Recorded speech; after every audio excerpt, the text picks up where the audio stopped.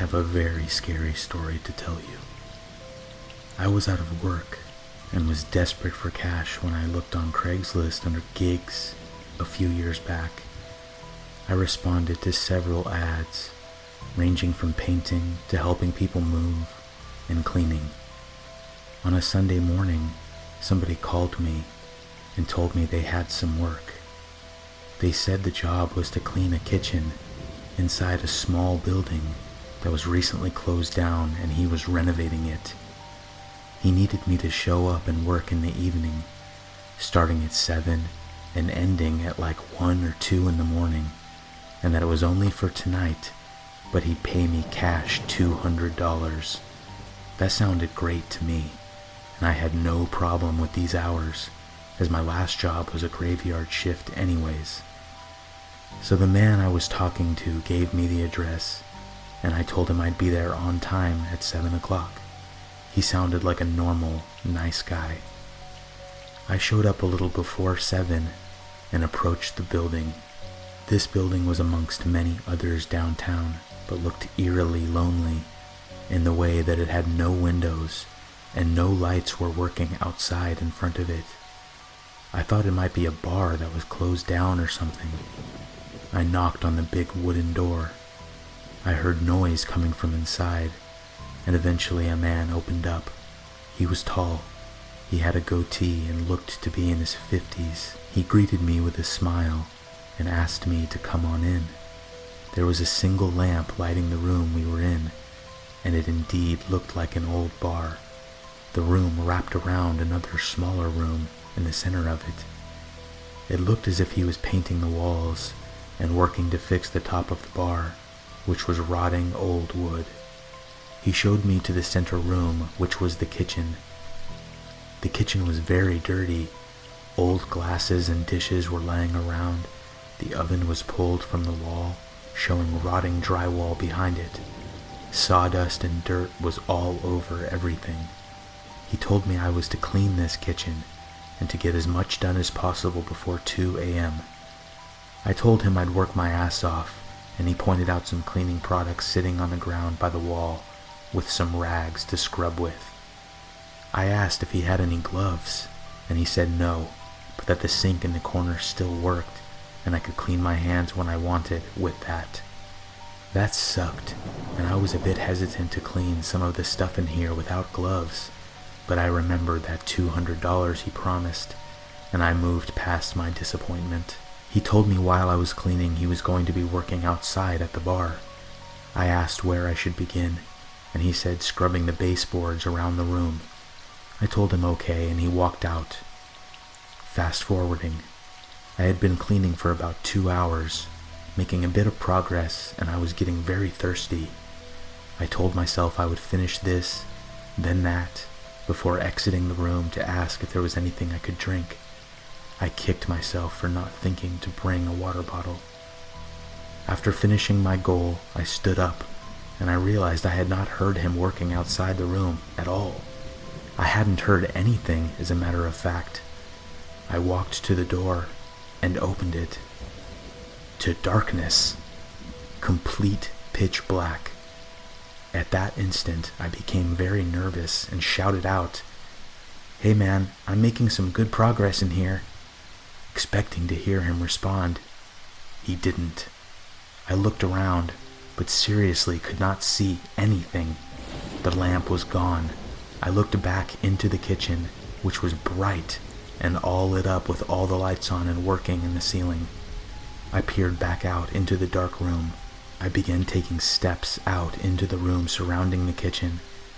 After taking about 10 whole steps, I stopped and was about to speak out again when, to my horror, the door slammed shut behind me and I was engulfed in blinding darkness. I could not see anything, and I spun around, waving my arms, walking back toward the kitchen door. My steps were small, as I did not know what was in front of me. I was afraid I would run into something. And I did. Waving my hands around in front of me, I hit something. Not a door. I hit somebody's face. I scuttled backwards, not hearing anything. Whoever I had just touched didn't react. I backed up until I hit the back wall, and I realized I must have been close to the entrance door to the building. I turned, and I felt around for the doorknob. Luck was on my side, as I quickly found it and pulled the door open. It was dark outside at this point, and only a very small amount of moonlight came into the room, just enough to where I could see the man standing against the kitchen door, with a blank expression on his face. I ran out the door and never looked back. That's the last time I used Craigslist to find work. What was that guy doing? What was he going to do?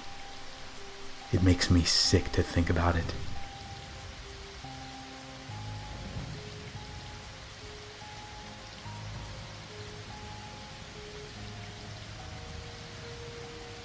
My sister Sarah walks at night. She often goes outside and walks around the farm.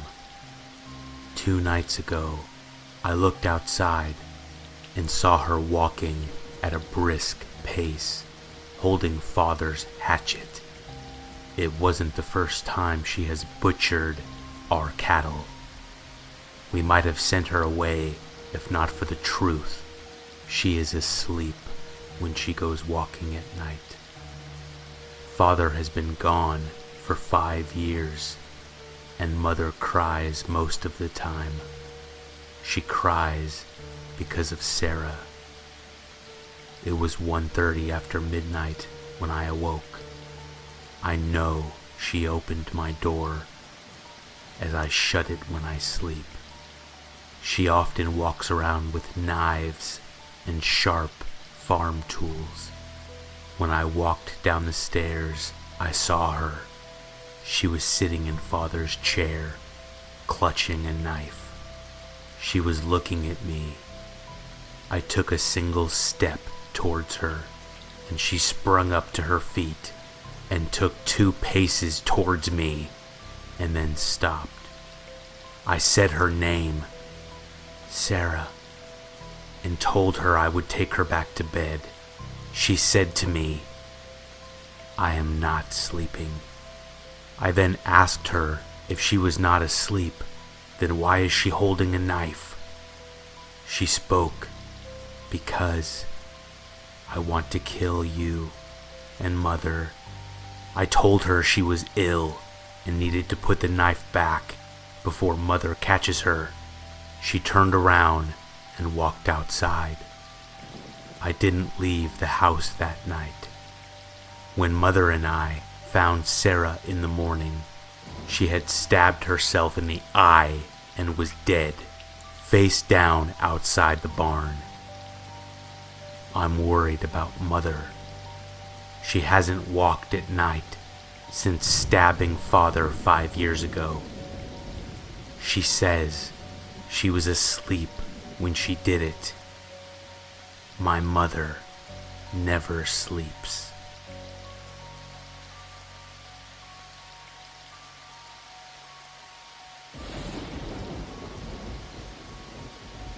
Driving down Old River Road in California back in 2002, I needed gas. I ended up driving through this town called Isleton. I parked my car at the first building I saw, which I think was an old hotel that looked like it was 150 years old.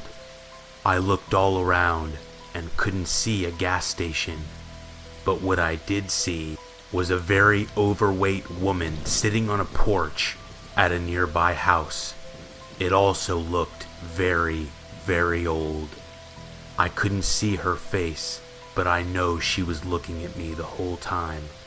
I looked up at the old hotel windows and saw that somebody was also watching me through one of them.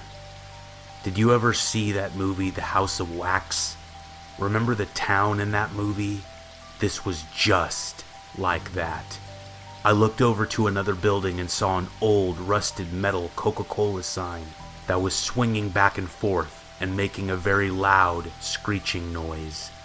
I suddenly, without any warning, felt sick.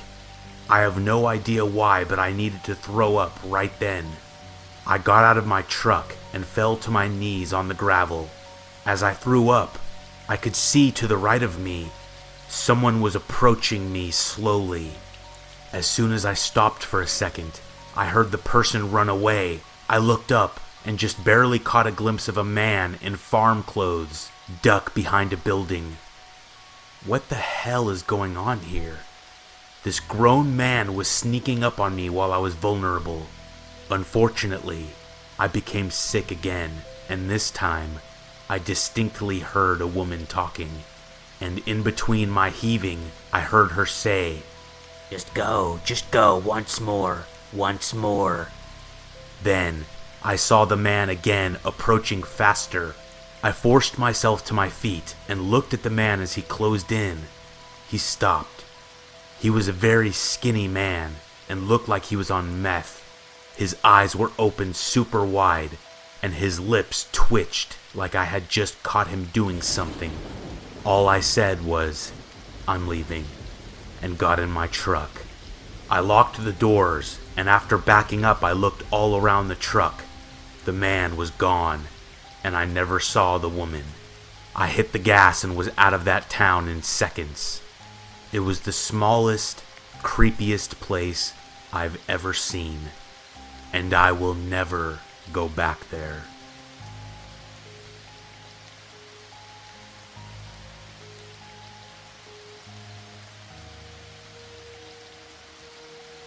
The lady that my mother asked to watch my sisters and I was not well. She would arrive at our flat at dark while my mother was gone and watch us until she returned. She would always insist on playing hide and go seek. My sisters and I loved this game, but not with the lights off. She would insist that all the lights are off. This night, it was first my turn to find them. I found my sisters first.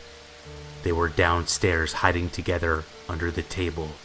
The lady was hiding somewhere upstairs. I was too afraid to go look after the last visit. She came out of the darkness and grabbed me. When I screamed, she put her fingers down my throat.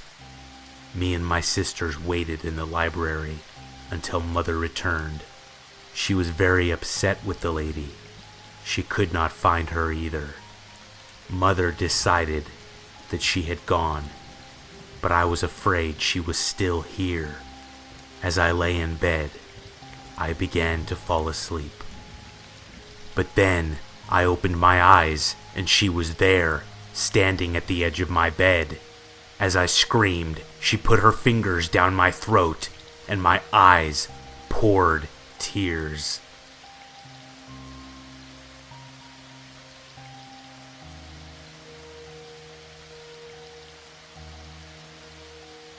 I don't know the name of the town, but it was somewhere in the last 30 miles or so of Interstate 16. If you've ever been on that road, you know that there's maybe 3 exits in the 165 miles that actually have any sort of civilization on them. So we were on a road trip, and one of the girls with us had to go to the bathroom really bad. So we stopped at the next exit, and at the end of the off-ramp was a sign that simply said, gas 1 mile. So we turned that way, and for the entire mile it was just trees, with the occasional single-wide trailer. Then we got to the gas station, which looked like something out of a horror movie. The pumps were old and rusty. There were only 2 of them, and the building was just a tiny gray building. We walked in there, and the floor sagged as you walked.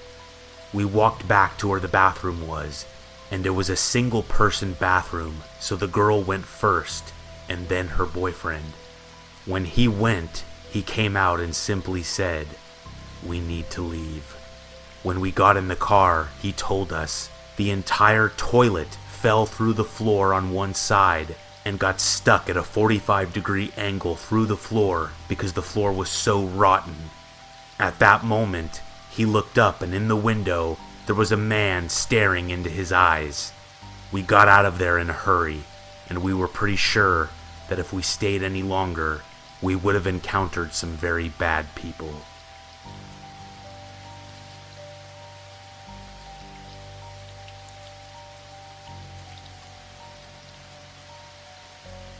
Again? Again? Those were the words I heard Daddy saying while looking down at one of the chickens. It was completely ripped open. Blood was everywhere. This had been the 4th chicken this week. I was just a boy at the time, but I remember Daddy shouting out that he would gut the beast that was eating our chickens. Daddy unraveled some wire and emptied out some cans of beans. He wired the cans around the perimeter of the coop. The beast would come, and when it hit the wire, the cans would sound. True to his plan, late that night, we heard the sound of the cans falling and clanking. The beast was outside. Daddy took the rifle, threw on his boots, and ran out there to face whatever beast was slaughtering those chickens. I watched from the window as I saw Daddy run out through the field and then stop dead. I ran outside to see what it was. When I approached, I looked at him. His mouth was open, with one lip curled in to create a face of disgust. It was no beast. It was a man. A skin and bones man with long hair and a beard. Not wearing clothes. He was hunched over a chicken. He was holding the mutilated bird above his head and letting the blood drain into his mouth. I had never seen something so terrifying. Not even 30 years later as I write this. Daddy lifted the rifle and yelled, "You need to leave." I don't know if it was on purpose, but Daddy shot the gun and almost hit the man. The man quickly got up and looked at my daddy. A bloody smile he gave, and then ran away.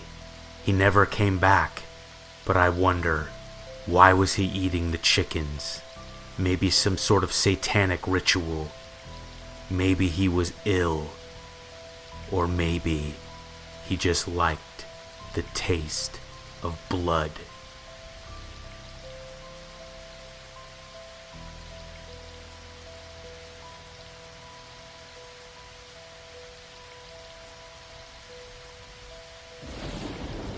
The group of friends I had in my 20s really liked to go to the casino a lot.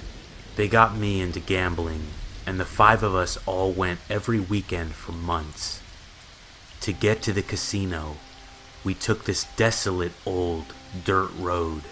The drive was about an hour from our hometown. One night on the way back, we passed through this incredibly small town that we always drive through. And for some reason, we thought it would be cool to stop at the bar there and have some drinks. This town was so small, I'm talking 5 buildings maximum, and small old houses tucked behind trees in the back of the buildings. The open sign was lit, and we walked into the bar. There was an old man sitting at the end of the bar, drunk, and a bartender, and that was it. We ordered some beers and sat down at a small metal table in the corner of the room. After some time passed, we were drunk and didn't see any reason to leave. We kept drinking, and somehow, hours later, I found myself walking outside by myself. I started walking down a dark street with the small houses and was struggling to stay on my feet. I was so drunk that I didn't even realize that I was alone, and I was in this dark, creepy, unfamiliar town. I came across this guy standing on a lawn. He was right out of the movies, totally creepy, just standing there watching me as I passed. He stopped me and said something along the lines of, "Had too much?" I began talking with this guy, and all I can remember of our conversation is him describing to me that he wouldn't kill me because I had an A's hat on, and that sometimes he dreams of killing the town's little girls, but wouldn't because Jeff wouldn't think it's right, whoever Jeff is. Even drunk, I knew this guy was off of his meds. I walked away and explored this incredibly dark town before I accidentally stumbled across the bar again. I don't remember much more than that, but the town was called Locke, if I remember correctly, and it gives me the chills when I think of how easily I could have been killed or kidnapped. Nobody in that town seemed normal.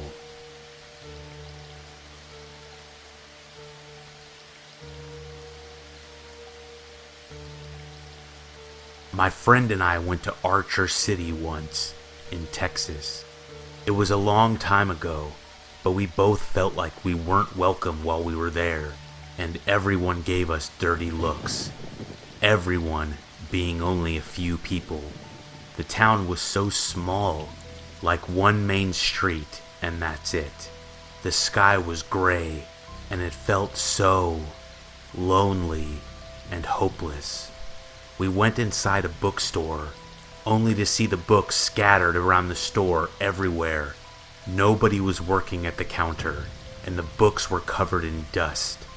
Outside the store, we saw a little boy sitting on a bench, but he never said a word to us, even when we said hello. He was wearing overalls, and he looked like a kid from the 50s. The whole town did, as a matter of fact. Everything looked so dated and old. As we walked, the sidewalk was cracked everywhere. We looked through the windows, but every store was empty. We left pretty quickly. Archer City felt like a town that had once been a nice place to be, but when we visited, it felt forgotten and very creepy.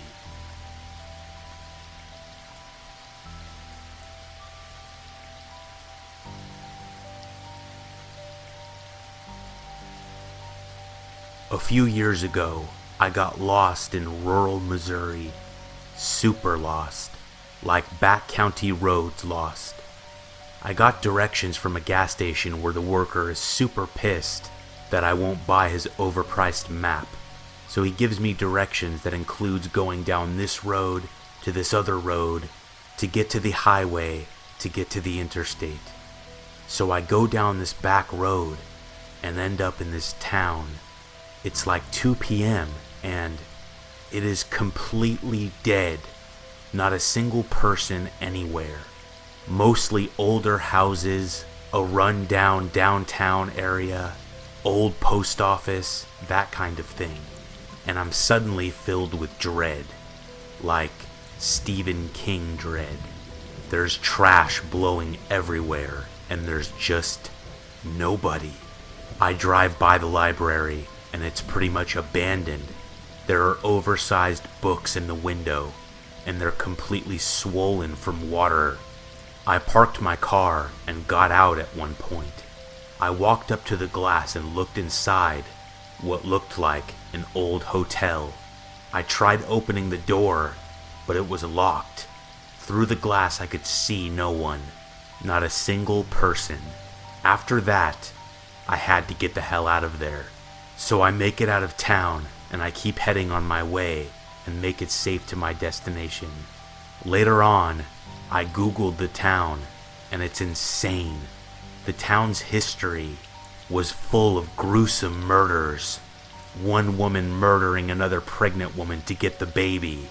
A guy terrorizing the entire town, to the point where they all just kill him in the street. The town was Skidmore, Missouri, and it has creeped me out more than any other place on the 3 continents I've been on. It was no joke, terrifying.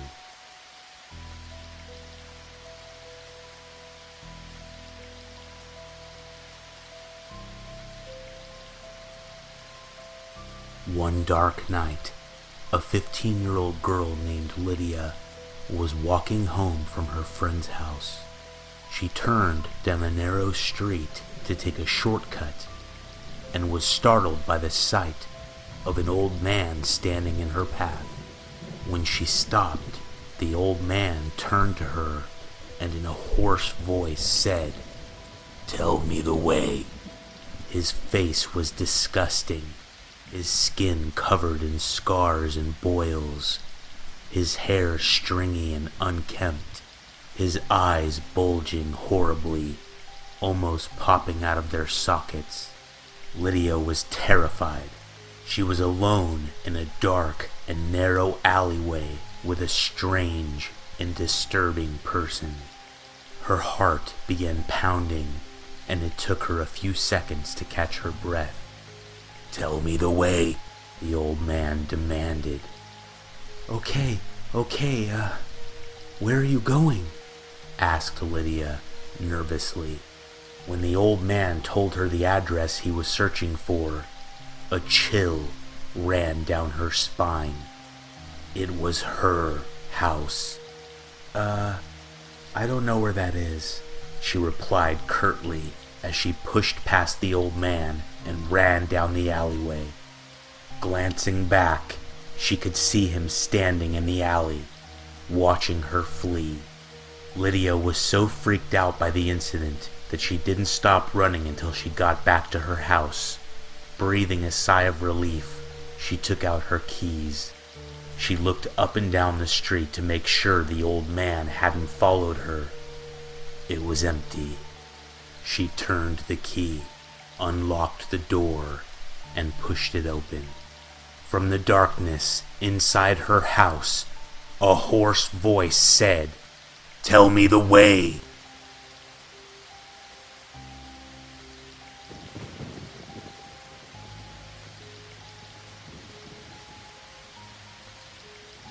Hello. I'd like to tell you my story now. I was working as a driver for Uber about a year ago. As you might guess, doing that job resulted in meeting many strange people. Many drunk people, quiet people, loud people, and in a few rare cases, creepy people. This story does not involve a creepy person. It involves my one and only terrifying person. One evening around 11 p.m., I was getting tired. I had worked for several hours, and I had decided to pick up one more person and then call it a night and go home. This last person's pickup location was in a very bad, creepy neighborhood. I had dropped off another group of people here about a week before this night. I pulled up to the house set as the pickup location and immediately noticed it looked run down and vacant. It didn't look like somebody should or could be living in it. A man walked out of the house before I could even inform him on my phone that I had arrived. He looked normal, which was a huge relief. He got in the back and said hello and thanked me for picking him up. I asked where he needed to go, and he didn't give me the address like I'm used to. He instead told me to head down the street and make a right. I didn't think anything of this. After following his instructions, he told me to get on the freeway and go about 15 miles, and then get off on Lincoln Boulevard. I was happy to hear this, as it wasn't too far from where I lived, and this being my last ride for the night, I didn't want to drive a huge distance back to my house. After getting off on Lincoln, he told me to drive about 4 miles up and then make a right-hand turn. After he gave these directions, I started feeling a bit uneasy. After driving those 4 miles and making that right, he told me to make a left on Jefferson, a mile up the street. Upon hearing these instructions, I felt more nervous. He was giving me directions into my neighborhood. I followed instruction and made the left. I asked what next after this, and he didn't say anything for a few moments. I looked in the rearview mirror and my heart sank. He was staring at me with big, wide eyes.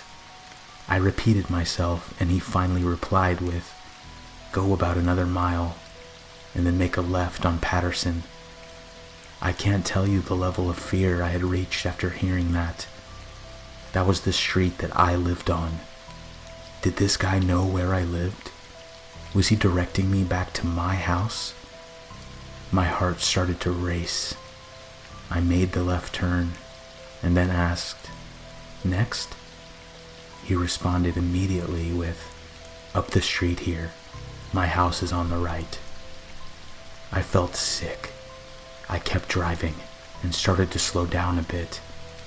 I, without looking at it, passed my house slowly and said, "Which one?" He was silent. He responded in a very quiet and sinister voice, "You just passed it." I stopped the car, and my heart was now throbbing. I looked in the rearview mirror to see him smiling. I spoke, "Which one is it?" Still looking at him, he replied to me without breaking his gaze or his smile, 1905. I got out of the car immediately after hearing him say that. That was my address. I started backing up into the middle of the street. I took my phone from my pocket and called 911. He got out of the car on the opposite side of me. I backed up into my neighbor's bushes and made the choice to run and knock on their front door.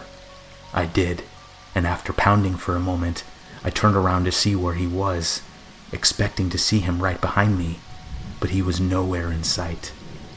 They answered the door, and I told them what just happened. A police officer showed up shortly after that, but the man was gone. Your guess is as good as mine how he knew where I lived. What my address was? I still have no idea. I didn't see him again. I never picked up another person after that.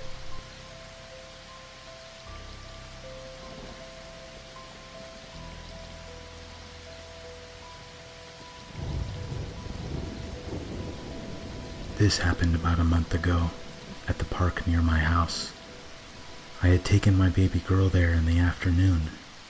My baby loved the swings, so that was our first stop. While gently pushing my baby, a man walked into the park. There were other kids around and a few adults as well. I didn't feel threatened by this. The man wore blue jeans that looked quite old and a t-shirt with a bear on the front, or a wolf, I can't remember. He looked as if he had a mental disability of some kind, maybe autism? I wasn't sure. Anyway, he walked around the park looking at everything. The kids, the adults, the slides, everything. I went from feeling completely safe to completely unsafe when he spotted me and my baby girl. He started clapping his hands and laughing as if he was very happy to see us, and ran, and I mean literally ran over to us and stopped right outside the sand pit in which we and the swings were centered in.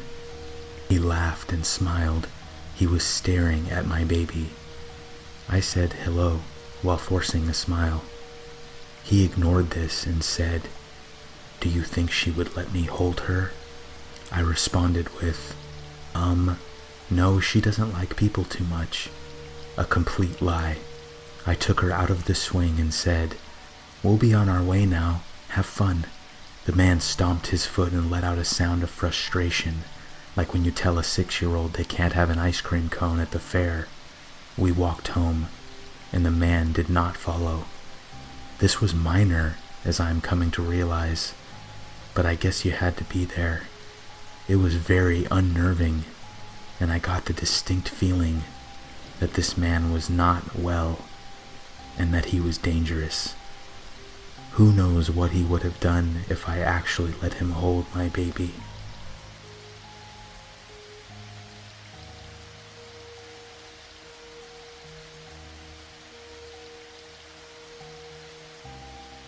I am a United States Postal Service employee, and this is by far the scariest thing that has ever happened to me.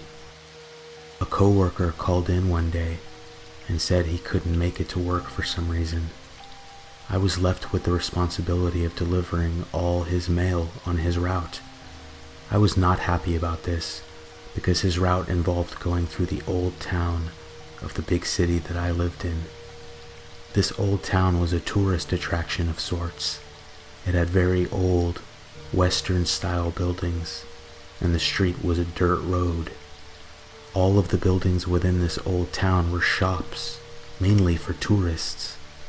Most of these buildings required the mail carrier to actually go inside and hand-deliver the mail to the various shop owners, which took extra time and meant you had to converse with most of them, which I disliked doing for the most part. This one day, late in the afternoon, I entered a building and was met with only a staircase. It was not an option to not deliver the mail, so of course I descended the staircase, which was an old, winding metal staircase. It was uncomfortably long, and finally when I reached the bottom, I saw only a very long hallway with old light bulbs flickering above me. Along the hallway were doors on both sides, very similar to what you'd see in the hallway of a hotel. I paused for a second, not knowing what to do at this point, where to deliver the mail. A second later, at the end of the hall, I saw a man walk out one of the doors on the left and immediately enter another room on the right. I didn't have a chance to speak to him before he was gone.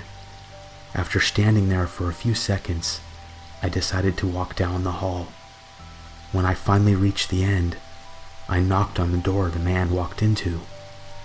Nothing happened, and he didn't open up. Just then at the end of the hall, where I just came from, I saw the same man walk out of a door on the same side of the hall I was on. He walked into the middle of the hallway and stood there staring at me. I yelled out, I have some mail." He interrupted me by taking a long machete out from behind him. At first I thought this must be a joke, but when he started sprinting towards me, I decided it wasn't, and I entered the room I was at. The room was an old, dark wine cellar from the looks of it, and I immediately crawled underneath one of the old racks in which to store wine and thought this can't really be happening. It was, and the man entered the room searching for me. He walked past me and continued down the rows of wine racks while sniffling. I got out from underneath the rack I was under when I felt he was far enough away, and I went back out into the hall. I sprinted back down over to the staircase, and just as I hit the first metal step, ascending, I heard somebody running fast down the hall behind me. I skipped steps, going as fast as possible up the old staircase until I reached the top. I bursted outside onto the dirt road and looked behind me. The man did not go through the door. I got into my service vehicle and sped the hell away from the old town. I later told my boss about this, and he said he would look into it, and I shouldn't worry about it. I told him I'd never go there again, and he did not argue with me.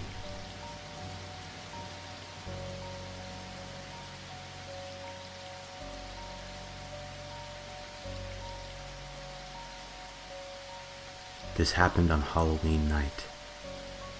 It happened years ago in the wine country of California. Myself and 2 roommates lived in a 3-bedroom, 2-story house. Early in the evening, everything was normal.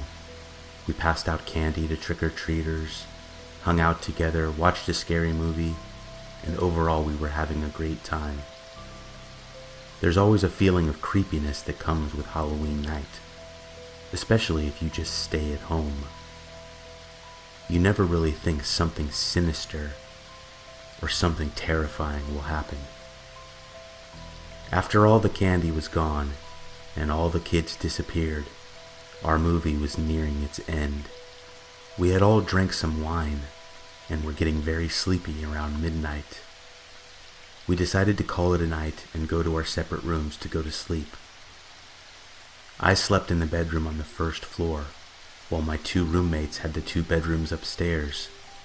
At about 1 a.m., I awoke to a noise, accompanied by a feeling, a very bad feeling. I got out of bed and stood in my dark bedroom listening for the noise that awoke me to continue. For a moment, I thought maybe there was no noise, and that maybe I had dreamed it and had gotten out of bed for no reason. It took a few moments, but then I heard a muffled scream coming from upstairs. I heard scuffling and commotion coming from up there. I was very scared and decided I had to go see what was happening. Although in a situation like this in reality, selfishness takes over, and you really just want to hide or escape and be safe. I opened my bedroom door and took 3 steps out of my room. The stairs were a few feet away from my bedroom, and just as I had taken those steps, I heard somebody coming down the hall at the top of the stairs, and they were coming fast. They were coming right towards me. It was pitch black, and having only a second to decide my next action, I quickly but silently moved to the back sliding glass door and slid it open. While doing this, I felt as if somebody was going to grab me from behind, but they did not. I tiptoed backwards into the bushes in my backyard while staring at the back door, expecting somebody to walk out at any moment and see me, but nobody did. So I waited about 3 minutes, I'd say. I was terrified of what had just happened in the house, what was still happening. I did not want to go back in. Then the faces of my 2 roommates popped into my head. I had recalled earlier that night drinking with them and having fun, and I realized if they were in trouble, I needed to be brave. I needed to go back inside to help them. So I did. I slowly walked back towards the back door, and I crept back inside, and I immediately heard screaming that sounded like it was being muffled by blood. I heard gurgling noises. My heart was beating out of my chest as I climbed the stairs, unsure if somebody was still in my house or if they had gone. I came to my first roommate's bedroom and turned on the light. A very surreal feeling of this cannot be happening swept over me as I gazed at both of my roommates lying on the bed. One was silent. One was groaning in pain. There was blood all over the room. I did not know what to do. One of them was making noises, and the other was very clearly dead. I stepped into the room and almost slipped on the actual puddle of blood that was there on the ground. I tried to speak, but I couldn't. I was in shock. I grabbed my roommate's phone off her nightstand and dialed 911. I felt as if the intruder was still in the house and was going to approach me from behind. I kept turning around. I saw nothing. I told the operator that I needed an ambulance immediately and that my friends were dying. Ambulances and police were at my house in only a few minutes. My friend that was groaning, she died before the police arrived, and I never saw the intruder. For some reason, he skipped my bedroom that night and instead went upstairs. Went upstairs to murder both of my friends.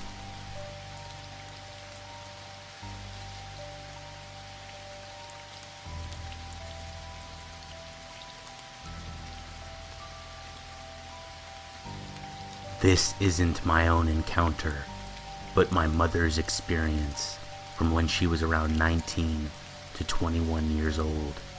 My mother was almost a victim of a creepy rapist serial killer who preferably uses axes as a signature weapon. She lived alone in a small unit in Richmond, Melbourne, and worked night shifts at a restaurant. Because she worked nights, she would sleep during the day and wake up around 2 to 3 p.m. She had a friend who visited her place regularly around the time she woke up, and they would eat a meal together and hang out for a couple hours. This was a part of my mom's daily routine. One night, my mom was at the laundromat alone, and she noticed a smallish, young, European, or Middle Eastern macho-looking man unloading a washing machine full of baby clothes, like a huge amount of baby clothes. To my mom, the whole scene looked out of place. The guy didn't seem right. His demeanor didn't fit the load of baby clothing he was hauling into his basket. The man looked over at my mom, stared at her, but my mom mentioned that she didn't think much about it at the time. She left shortly after with her load and drove back to her unit.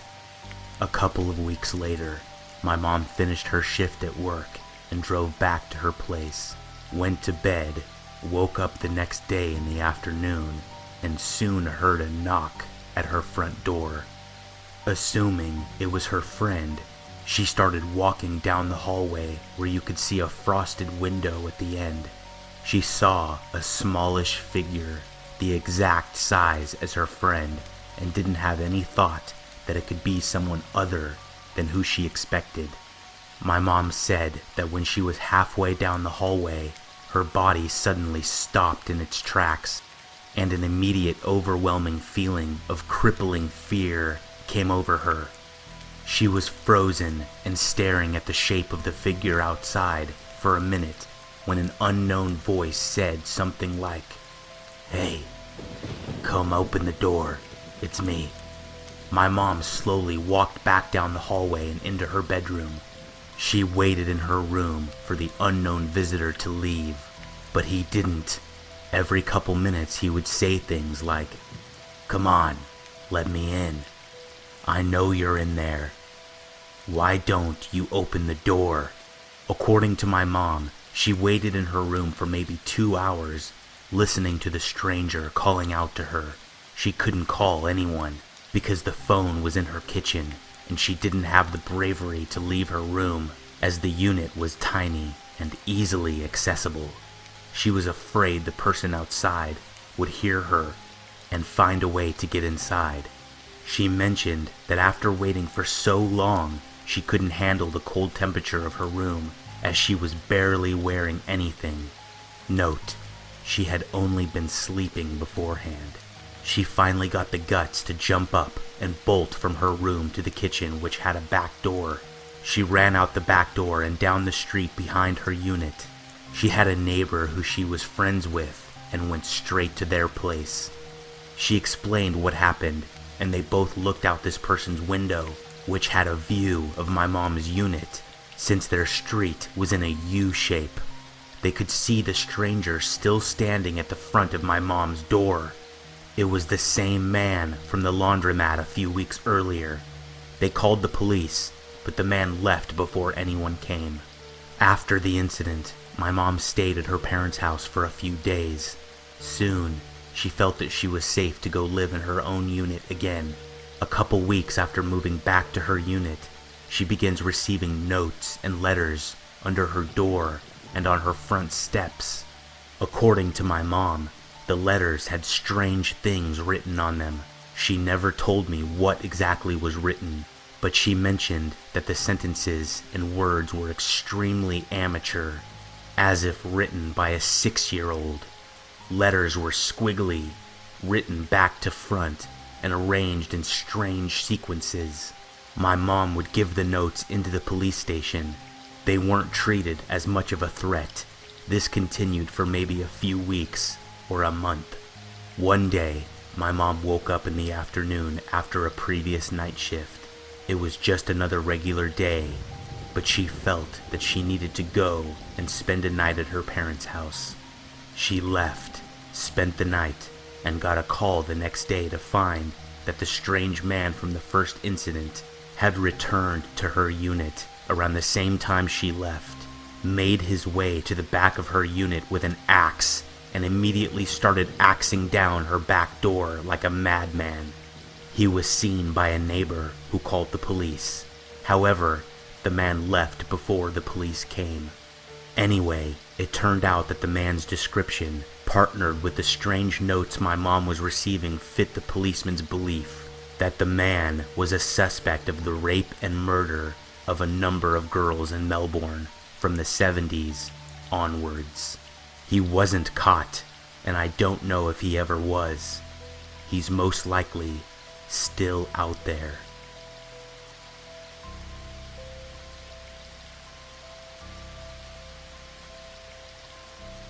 This story is 100% real. It is about an experience I had going on the deep web. For those of you who don't know, the deep web is pretty much the hidden internet. It isn't indexed by search engines, and you need special software to go on it. It is several thousand times bigger than the surface internet, which can be reached by Google or Yahoo, etc. It is also home to many illegal things. You can buy stolen guns, any drug you can imagine, stolen phones. You can even hire hitmen. Any illegal thing you can imagine is on the deep web. I never had a great childhood. My dad was gone all the time, and my mom was too. When she was home, it was normally verbal and physical abuse. I always needed to have a way to escape it all, whether it was playing video games, watching movies, or even drinking. One day, I was invited over to a friend's house for a sleepover. When I got there, he immediately told me he had something to show me. We went upstairs, and he showed me his laptop. He said he had got onto the deep web. We stayed up late that night, browsing through all the interesting things on it. He showed me how to use it, and I took some notes. The next day, I decided to try it out for myself. I downloaded the software, and I was good to go. When on the deep web, there is a page full of links. In order to go to sites, you keep clicking on the new links that pop up. At first, it was very boring. Tons of dead websites, or disgusting ones, filled with videos of real people being killed. Eventually, I found a forum. I can't remember what it was about, but I asked how to get to any interesting sites that were not illegal. One guy sent me a link and said it was a site that contained leaked government documents. I thought that was interesting, so I clicked on it. When I pulled up the page, I was pretty shocked. It was a bunch of videos of people being tortured, raped, murdered in the most horrible of ways. I have a pretty strong stomach, so I was ready to ignore it and just exit, but I realized that all the videos were playing at once. When I moved the mouse over one, there was no bar that let you pause or stop it. That's when it hit me. These were all thousands of live streams. I clicked on one that said, "Homeless man kidnapped in my basement." In it, a man was tied to a chair, covered in blood. To his left was a table, and on it was a whole bunch of tools like axes, knives, drills, hammers, etc. And there was a hooded man standing by it. On the right of the live stream, there was a chat box, and people were requesting the hooded man to do various things, like cut off the homeless man's hand, rip out his hair, and nasty things like that. Eventually, one man in the chat box said that he would pay several Bitcoin for the hooded man to gouge out the homeless man's eyes. The hooded man agreed and grabbed what looked like a fork off the table and began to walk over to the homeless man. I quickly closed the live stream, but I could still hear it. I tried to leave the site, but it was frozen, and I could only hear the horrible sounds coming from the stream. A few seconds later, the sounds stopped, and a chat box appeared in the center of my screen. I couldn't exit it out, but then, in the box, somebody typed in, "Hello, How did you like the site? I paused for a moment, not sure if it was some kind of automated message, but then he typed again. Are you going to answer? I stayed frozen in place, but eventually typed in, who is this? The guy explained that he was the owner of this site and that he liked to greet first-time users whenever he could. I got a disgusted look on my face, and this is where things got really scary. In the chat box, the man typed, "It's rude to make faces, Jake." My eyes got wide, and I noticed my webcam was on when I always keep it off. Also, how did this man know my name? I covered up the webcam with a sticky note and typed, "How do you know my name? I'm calling the police." There was a brief pause, and then horrifyingly, a whole bunch of data was posted in the box. I looked at it and realized what it was. It was everything about me. My full name, email, address, my age. It even had all my parents' info as well. I panicked and shut off my computer, and I hoped that it would be the end of that. I did a complete wipe of all my computer's data and went to get a drink. I was under a lot of stress. That night, my mom said she wouldn't be home. She didn't say where she was, but at this point in my life, I didn't care. My dad, of course, was nowhere to be seen. I couldn't sleep, so I stayed up watching a movie. I ended up falling asleep on the couch. I don't know why, but at about 2:30 in the morning, I woke up. The TV was still on, and it gave off a dim light. But when I opened my eyes a little more, I almost screamed. There was a man standing just a few feet away from me with a mask on. I flew off the couch and darted for the door. I heard heavy footsteps coming after me. I flung open the door and ran outside screaming as loud as I could, trying to get someone's attention. I looked behind me and saw the man. He was running, and he was faster than me. I screamed louder and noticed I had tears running down my face. Then, a bag wrapped around my head, and I was pushed to the ground with such force that I felt blood in my mouth. I heard a car speed up beside me, and I was being dragged to the sound of it. They were taking me away, and probably I was going to be on that website. I had almost accepted my fate when the man with the mask screamed in pain and dropped me. I pulled the bag off my head and saw a van speed away, and then I saw my neighbor hitting the masked man with a baseball bat. The police arrived, took the masked man in, eventually caught the van and shut down the site. My mom and I moved out, and I will never, ever go on the deep web again.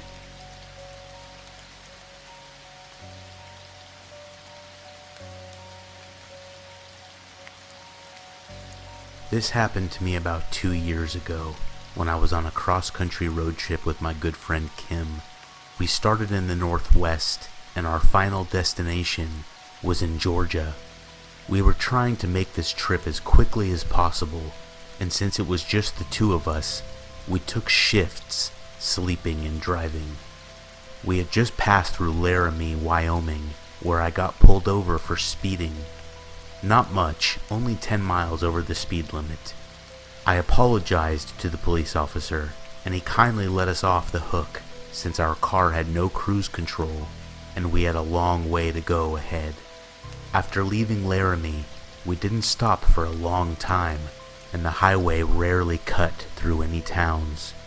It was probably 3 or 4 in the morning, and the highway was deserted. Tall pines lined the 2-lane blacktop, and jagged mountains framed the starlit sky above. Kim was sleeping heavily, her chair reclined all the way down, a blanket thrown over her head.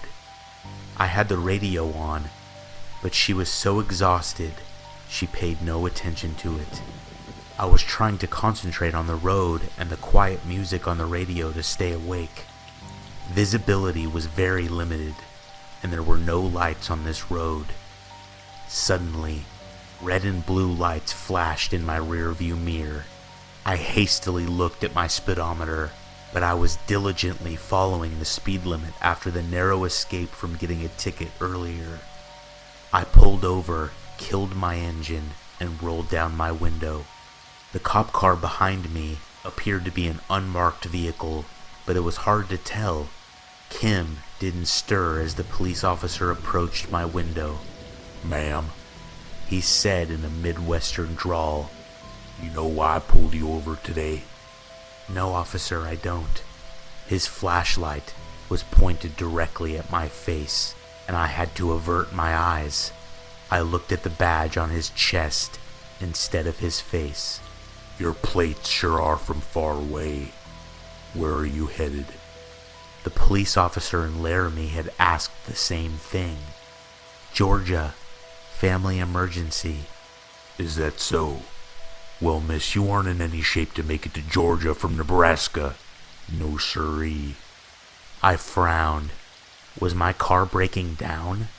Tail lights out? In my tired haze, had I missed something vital? "I'm sorry, what's wrong?" "Here, miss, step out of the car. I can show you."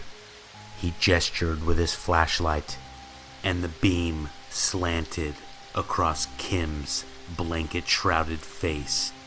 She yawned. "What's going on?" The police officer abruptly turned, walked away, and got into his car. He flipped a U-turn and sped off in the opposite direction down the highway. Kim and I stared at each other for a moment before I started the car, rolled up the window, and sped off, with no regard for the speed limit this time.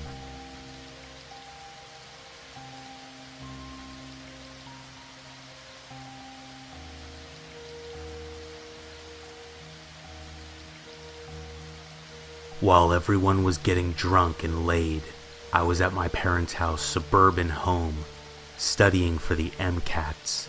My parents spent their whole lives working high-paying jobs, and as a result, were able to afford a 3-story mansion and fill it with lavish Art Deco and furniture.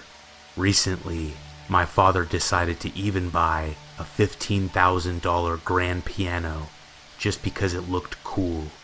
I had moved out of state 5 years before and had to stay in this scarcely furnished guest room on the 3rd floor at the end of the hallway. It was 7 p.m. and the sun was beginning to set. My parents were attending the annual Rotary Club auction and soon headed out. I resorted back to my books and continued studying. I just finished reading the chapter about nucleus mitosis and glanced at the digital clock by the bed. It was 9 p.m. and it was pitch black outside and everywhere else in the house. I rolled my chair over to the door and glanced down the hallway. It was too dark to see anything. Realizing I had been studying for the past 6 hours, I decided to call it a night and collapsed on the bed. I looked at the clock and saw that it was only 10 p.m. My parents are probably home, I thought to myself. I fell asleep again.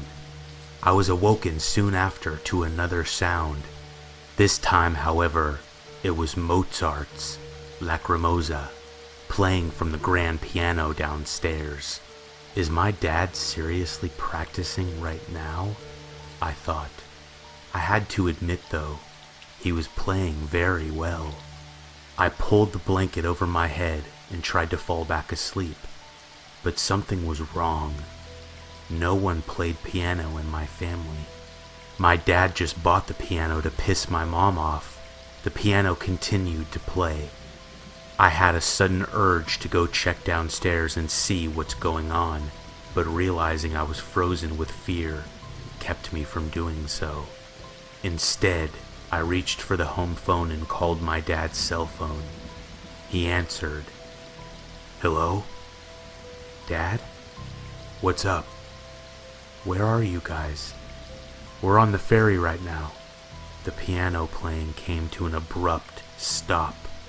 I remained silent. My heart was skipping beats.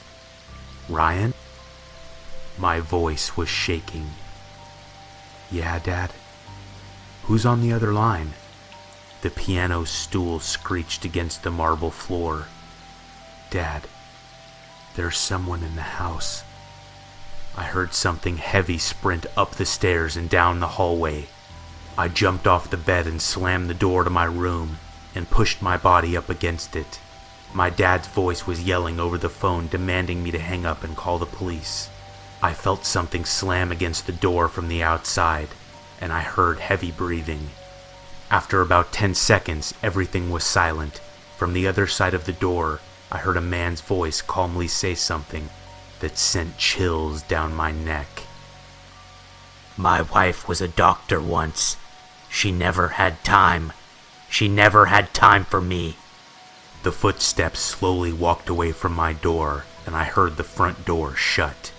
I was scared stiff, and decided not to move from my spot against the door. It felt like hours before my parents and the police showed up. The police fully searched the house and discovered that the downstairs piano door had had its locks removed and were lying outside the door, severely rusted from years of exposure from the elements. The next day, I traded in my medical books and changed my major to civil engineering.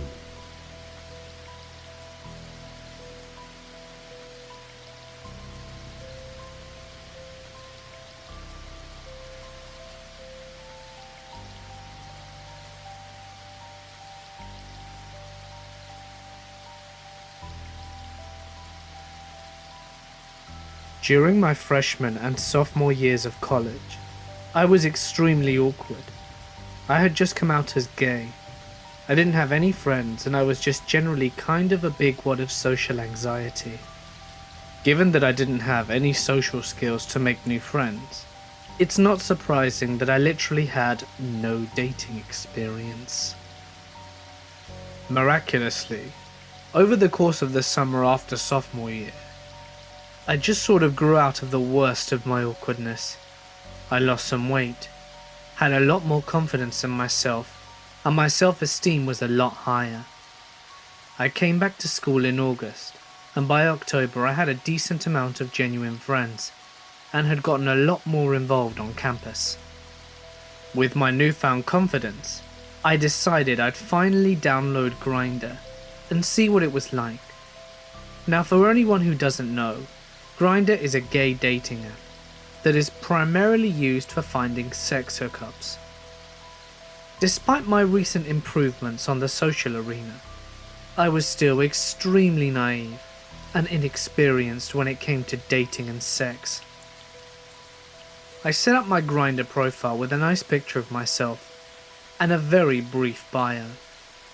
I got a lot of messages very quickly after my picture being approved. One guy who messaged me had a display name of Dad4Young, which should have been my first red flag, but I was oblivious.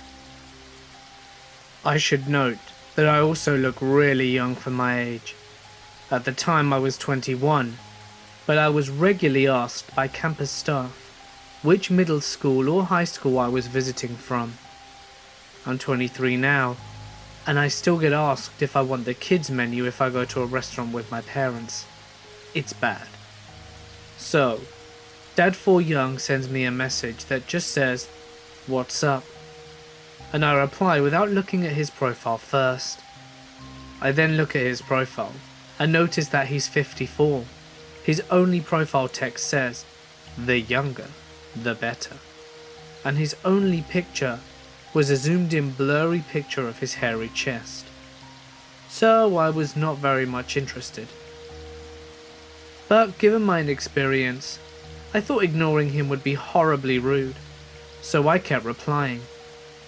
I don't really remember what we talked about in the first 10 messages we exchanged, but I do remember telling him that I was very cute.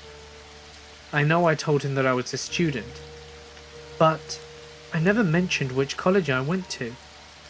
It's important to note that I went to a college in a major city, and there's also a bunch of different colleges all within a 5-mile radius of each other, and a few more within 10 miles of those.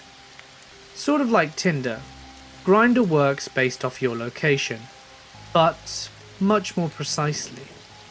If you're less than a mile or two away from someone who's online, it will display their feet in distance.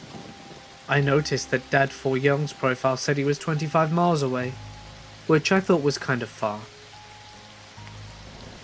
He started getting more sexual in his chats and asked if I wanted to meet up. I felt bad flat out denying him since he'd been so polite. I told him I didn't want to meet up with him that day, but that we could keep chatting if he wanted.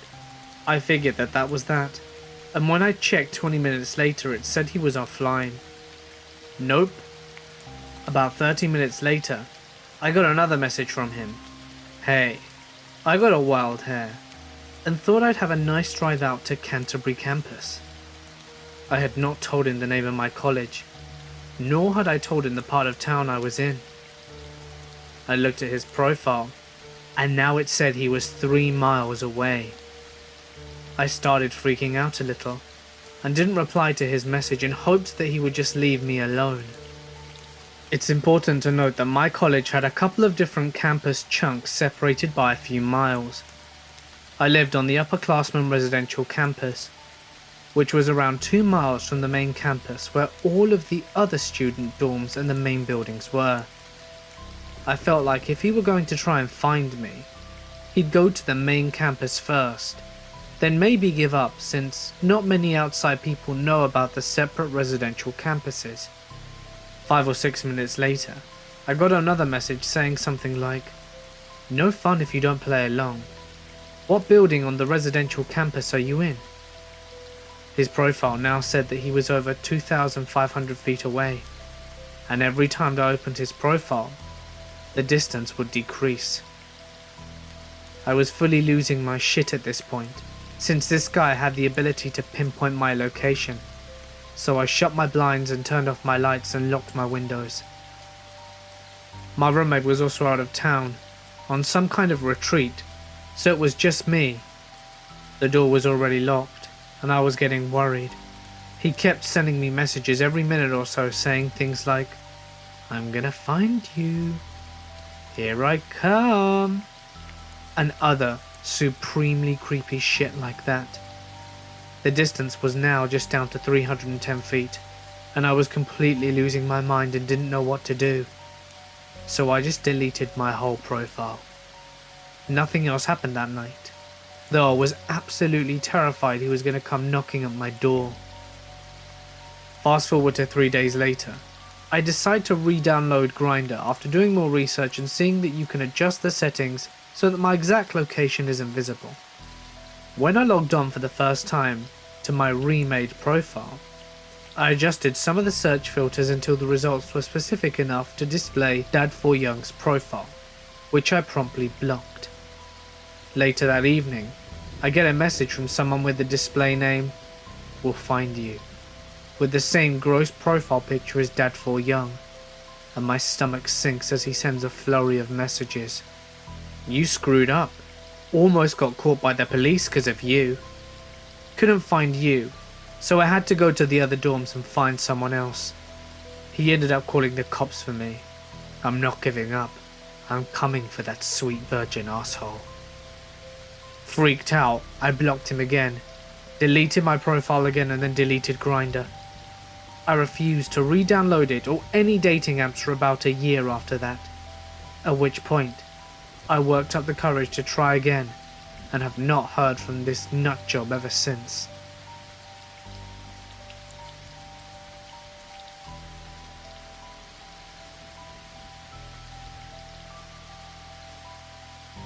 When my mother met and married my stepfather, I was 4 or 5 years old. He began to introduce me to the cult he belonged to almost immediately. I don't think my mother realized that he was in one, although he was trying to get her into it slowly. During evenings when my mother went out, or weekends, whenever he could get me alone, or school holidays, or times when he'd come and get me to take me out of school. He would work on teaching me how to be a member of the cult that he believed in. Whenever my mother wasn't around, there were training sessions and practice sessions for his cult. Eventually, there were times where he'd get me in the middle of the week from school and take me to a group camp sort of place that other members of his group set up for extended activities. Sometimes they would trade children for the getaway period, like swap us back and forth for cross-training. Once in a very great while, a kid there would die, but usually, those were the kids that were just picked up, and not legally part of their families, so they didn't have to make excuses for them missing. I was very lucky, because my stepdad didn't like to share me, so I was never cross-trained. My mother helped my stepfather in a lot of ways, not because she knew what he was doing and what was involved, but because she was naturally a hateful sort of person, who helped him in isolating and keeping me from making any long-term friends. She refused to let me watch television, listen to radio or music, or go to parties or any special events. It was a lot like being a Jehovah's Witness family, I believe, only she wasn't one. She just didn't want me around, and did not want me to inconvenience her in any way, so the house was closed to me. I was restricted to my room for most of my life as a child by her, and that helped him, because it gave him a lot more access and control over me. My stepdad's cult was a sexual slavery group. They believed that women were naturally inferior and meant to be slaves. My training was to teach me how to be a slave, how to endure pain, how to pose for long periods of time, and essentially how to be furniture, and what he called preparations for my womanhood. By the time I was around 8 or 9, he was trying to get my mother into softer versions of what he was doing with me, with his buddies in his group. He was trying to get her to do swinging and wife swapping and stuff, but my mum was naturally a prude, who actually hated sex in the first place, which kind of made things worse on me, and made him more impatient. I then told a childhood friend some of the stuff he did, but not about the camps and about the poses and the training and the kids that were all expendable. She told her mother, who told my mother that I was being molested.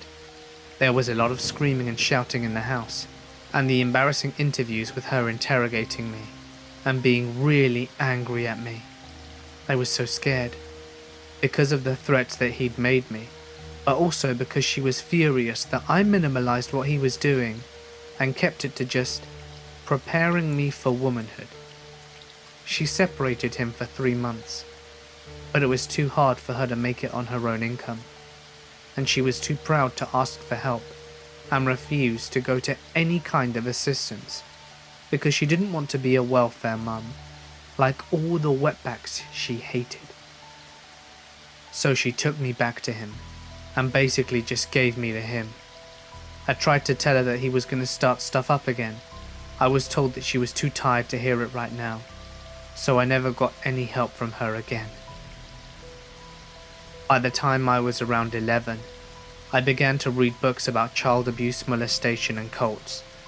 I couldn't find anything about sexual slavery, but there was enough already in there for me to understand that what he was doing was wrong, and that I had to fight it.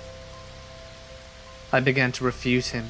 Every day was a battle of screaming, shouting, throwing things, hitting each other, whilst my mother would then punish me for being disrespectful to my stepfather. In the end, he was trying to rape me in the afternoons, and I was stalking the house at night whilst he slept, with a knife in my hands, trying to get the nerve to kill them both in their sleep. Just as I was ready and prepared to do it, I had packed stuff and everything. He just disappeared. After a week of him being gone, my mother told me that he had been having an affair with another lady who was only 17 years old, but already had a 2-year-old daughter. And then she kicked him out for cheating on her. And that's how I got out of the cult. However, later on as an adult, I stupidly ended up with another guy who was into the same thing. He started out trying to pass it off as just an interest in normal bondage fetishes. But in the end, I found out that he was with the same group of people who were now apparently internationally spread out with private compounds and vacation places all over the map. It tore me up when I realized it. I called the police and changed the locks, and I found the boxes and photos of his private photo collection at the camps that he went to, with other men posing with women, tied up, cut up, unconscious, and beaten.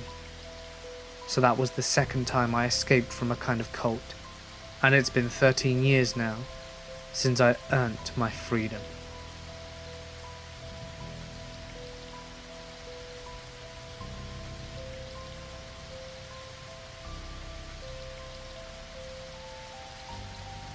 I've never known what to make of this.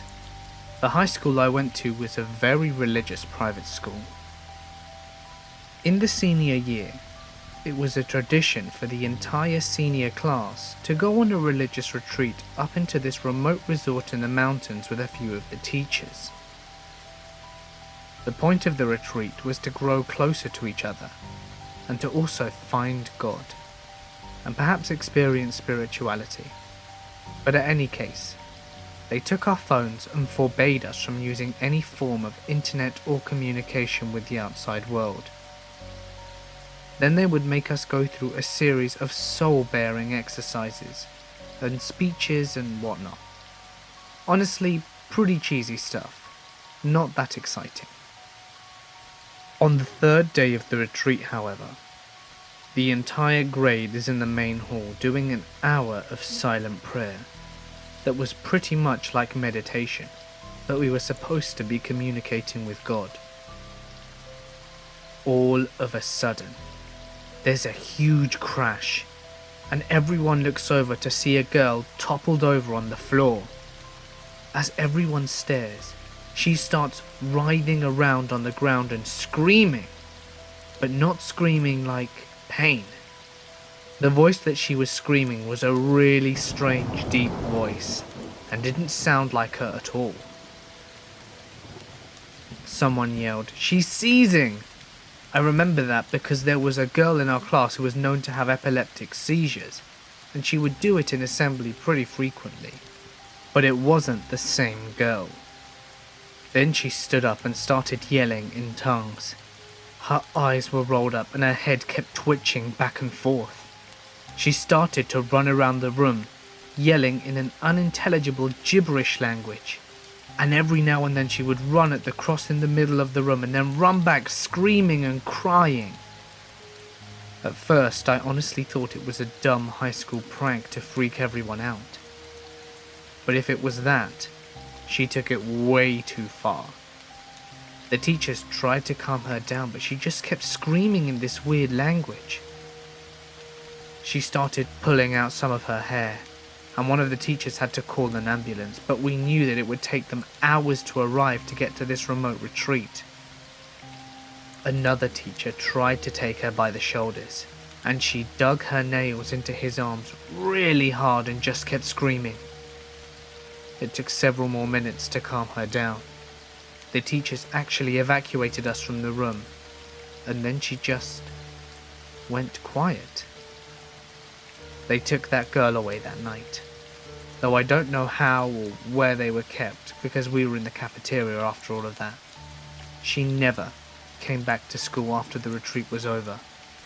I wasn't friends with her friends, so I don't know if they knew what really happened. She was probably expelled for what happened, but maybe not. If it was a prank, it went on for way too long, but it was damn convincing if it was. She didn't seem like the kind of girl who would ever be up for anything like that, which is what strikes me as well. None of the teachers were allowed to talk about it when we asked afterwards. I just hope that she was okay afterwards.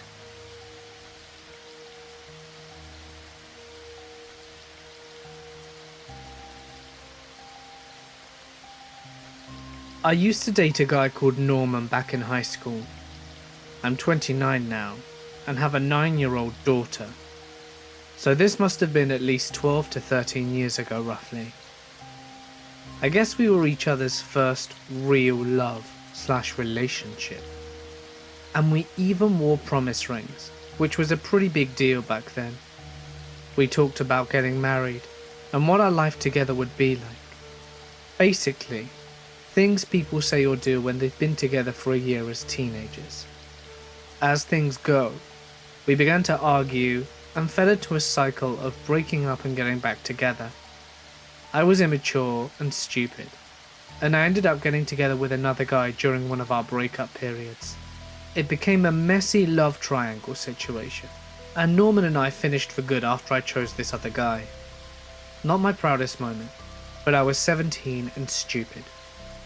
Fast forward a few years, I made a Facebook account, and out of curiosity one day, I looked up Norman. We added each other on Facebook, and I messaged him, apologizing for what had happened between us.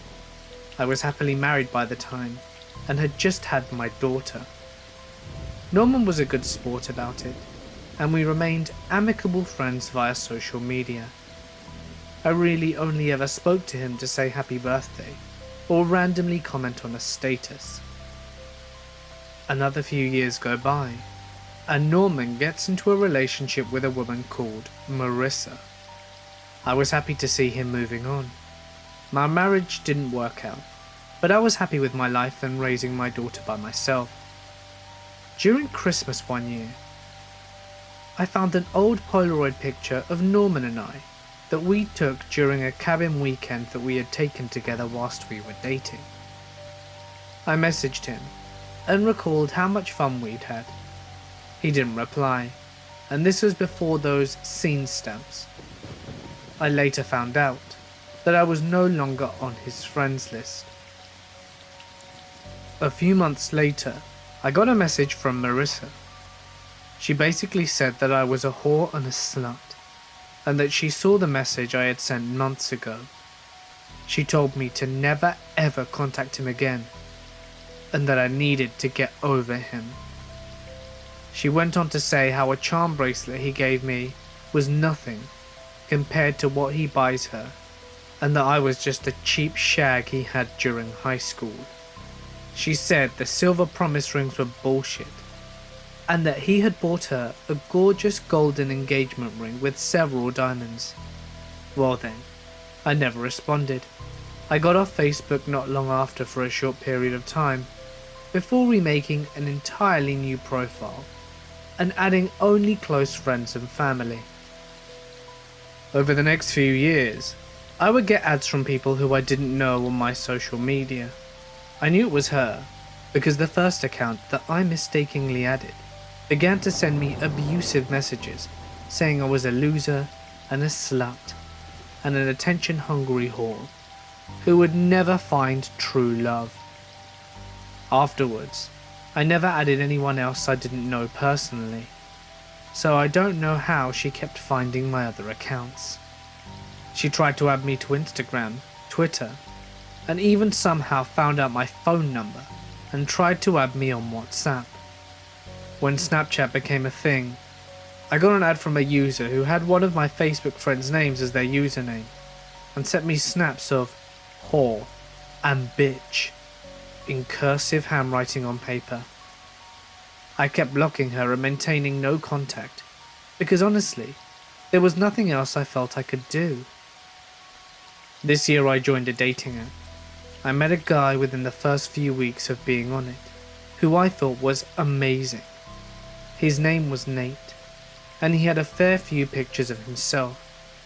He was average looking, so it didn't raise any red flags with me that this suspiciously model looking guy was trying to talk to me. He said he had an Android phone, so he couldn't FaceTime, but we would speak on the phone regularly. It was definitely a man's voice.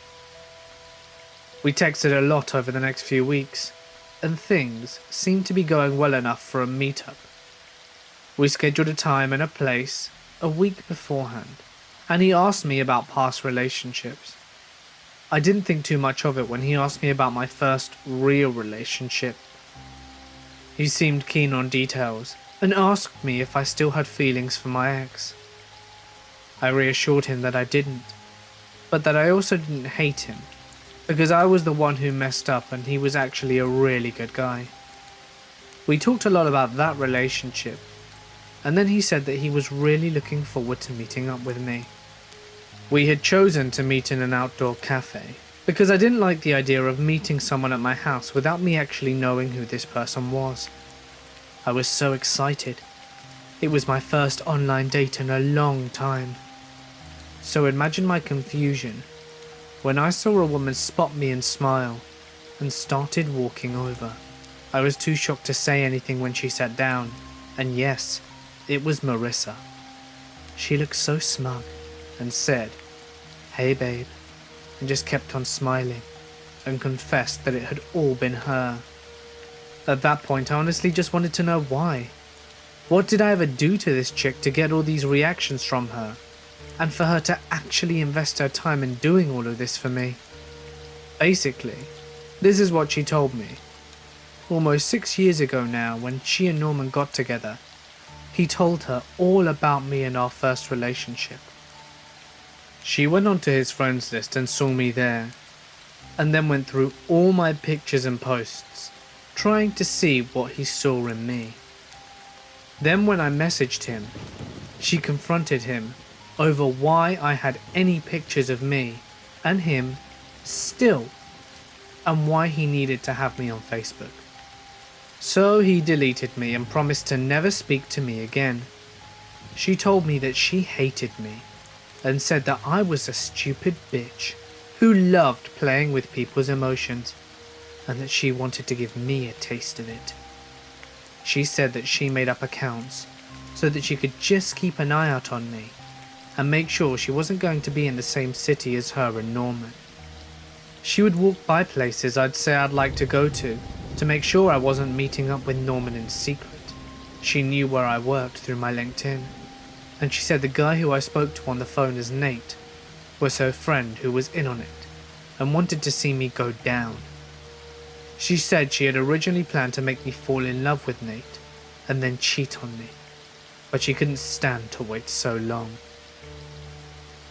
The most disturbing part, however, was when she came to my daughter. The woman had actually become extremely fixated on her, and she was convinced that she shared some of Norman's features, and became obsessed, thinking that I had a kid with him who I'd kept secret.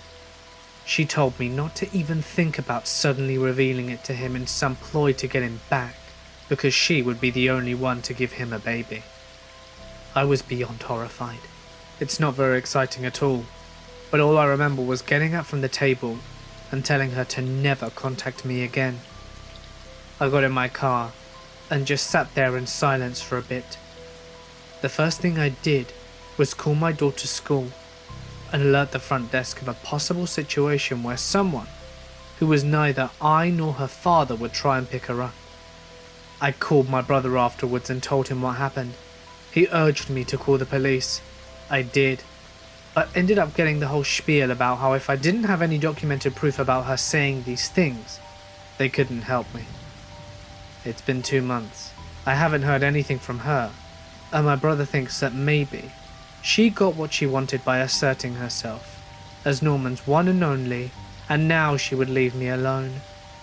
Still, I have massive paranoia when it comes to what I post on social media and where she might be lurking next.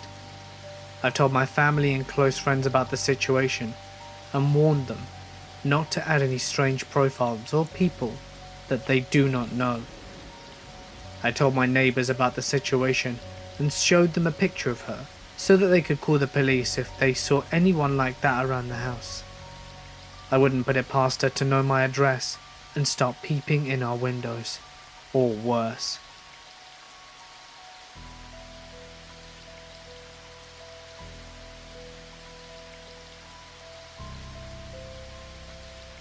When I was 15, I moved to Utah. It was a smaller town just north of Salt Lake City, and far enough west that the wind would carry the smell of the lake. and the air would reek of spoiled sea. I got dumped halfway into sophomore year, which was terrible for an awkward kid in a new place, because in Utah, they began high school with sophomore year, so I was effectively a freshman twice. The only luck I had was a girl I met named Sarah, and we started dating right at the end of this school year, so we were able to spend the majority of summer together.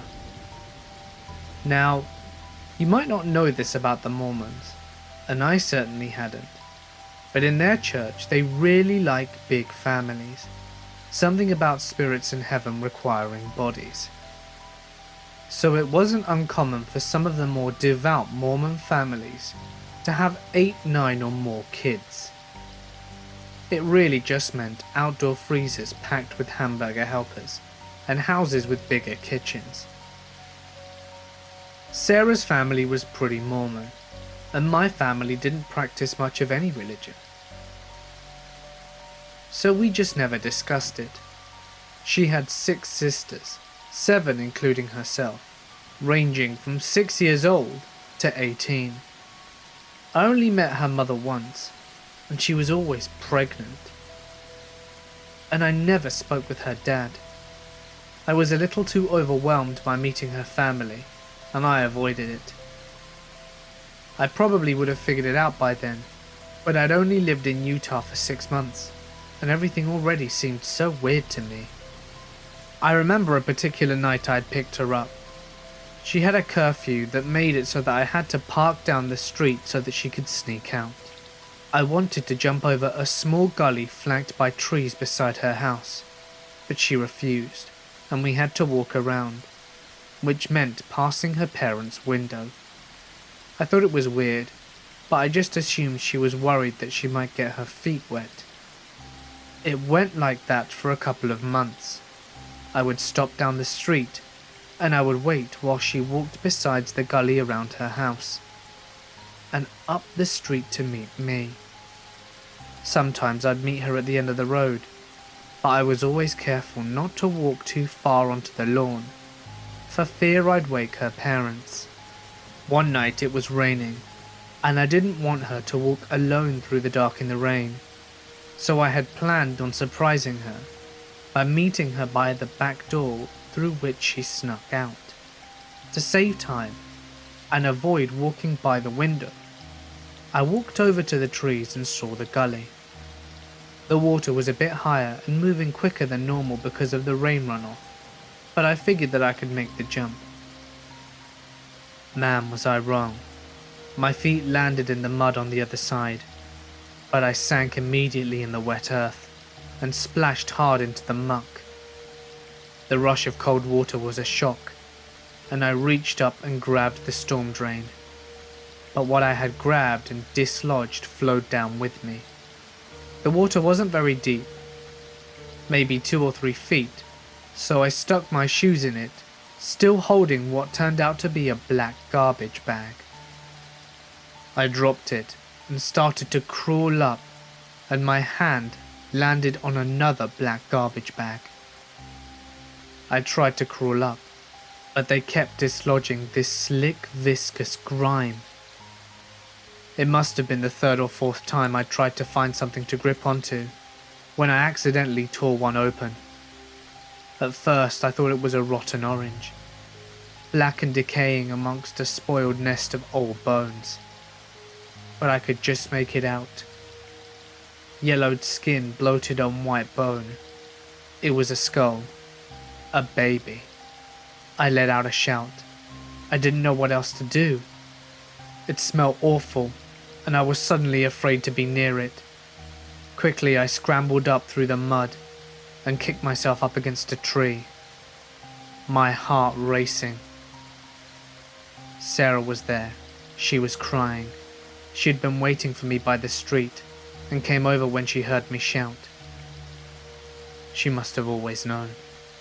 I never saw her again, and all of the girls were pulled out of school. The local news report said that her father had decided he had enough kids and had been burying each newborn out by the gully. but they recovered 5 tiny bodies, all girls. I wonder if he had just been waiting for a son.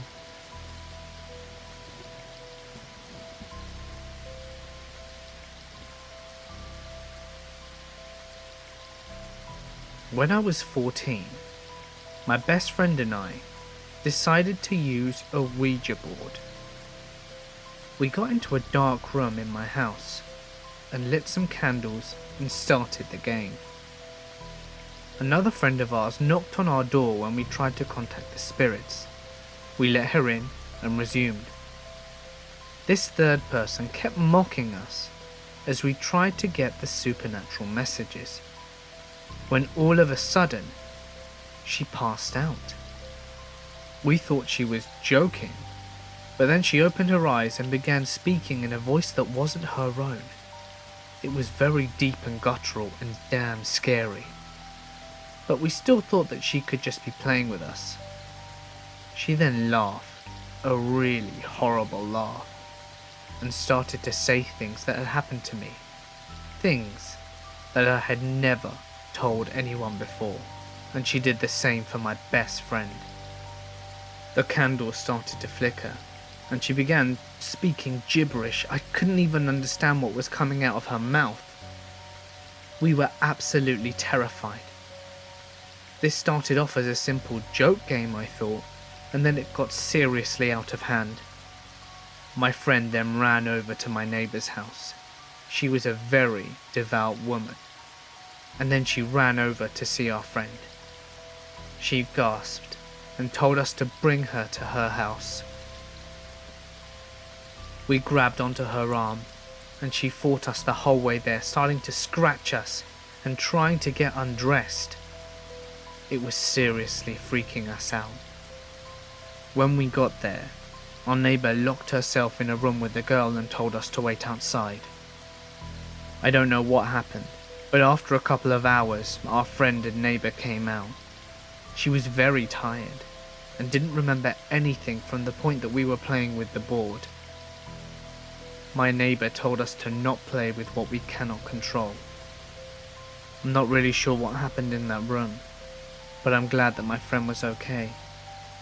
The bit that gets to me the most, though, is how she was saying all these things about me and my friend that she didn't know, that no one knew. It terrifies me to this day.